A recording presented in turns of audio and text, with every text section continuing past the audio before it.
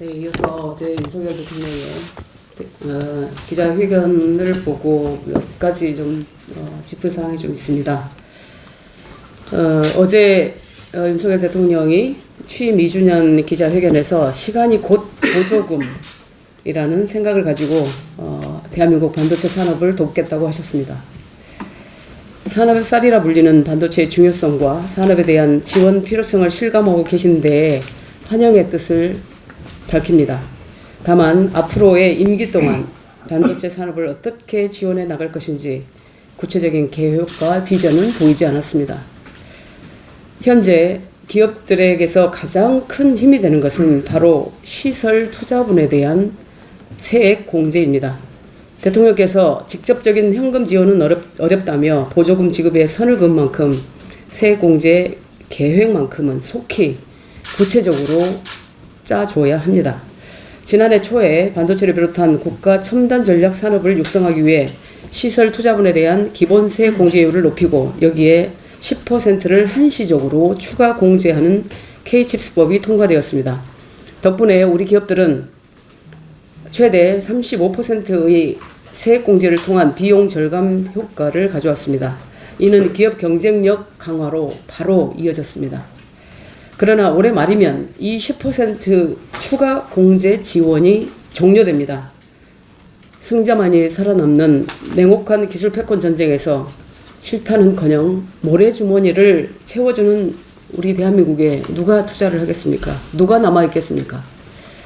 지원금과 함께 공격적인 세제 혜택으로 러브콜을 보내는 경쟁국들을 무슨 수로 우리가 이겨낼 수 있겠습니까? 저는 지난해 12월 국가 첨단 전략 산업에 대한 추가 세액 공제 일몰 시한을 2030년까지 늘리는 K-칩스법 시즌2를 발의했습니다.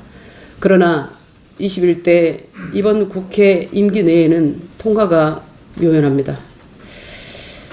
총선이 끝난 후 대통령께서는 야당과의 협치, 더불어 국회와의 소통을 더욱 확대하겠다고 약속했습니다.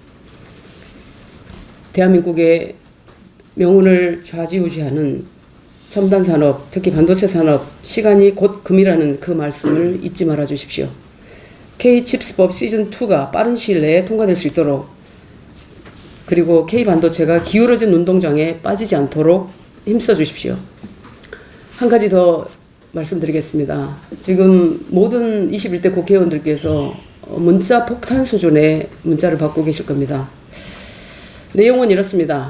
우리나라 5대 IT 기업 중에 가장 글로벌하게 발전한 게 네이버라고 알고 있습니다.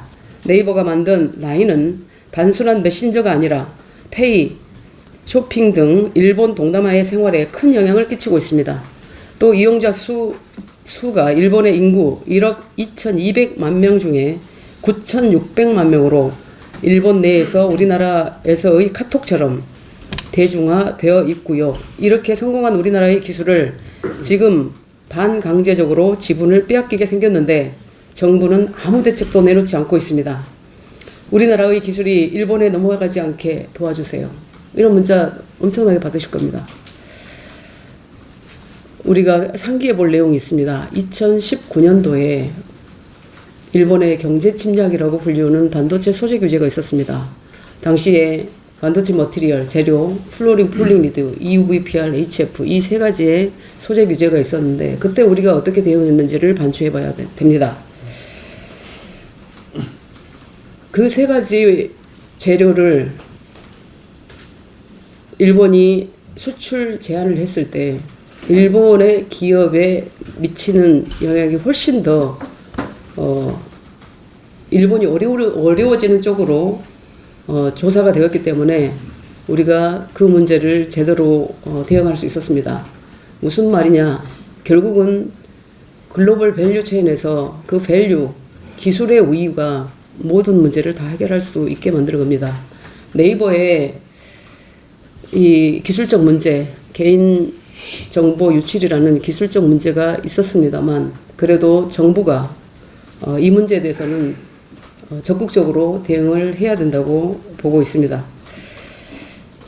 네이버, 라인, 야후 이 사태는 어쩌면 기술 독립이 아니라 기술 식민지의 서막일지도 모릅니다. 기술 독립만이 진정한 자유 대한민국을 만드는 길이라는 것을 우리가 잊어서는 안 되겠습니다. 이상입니다.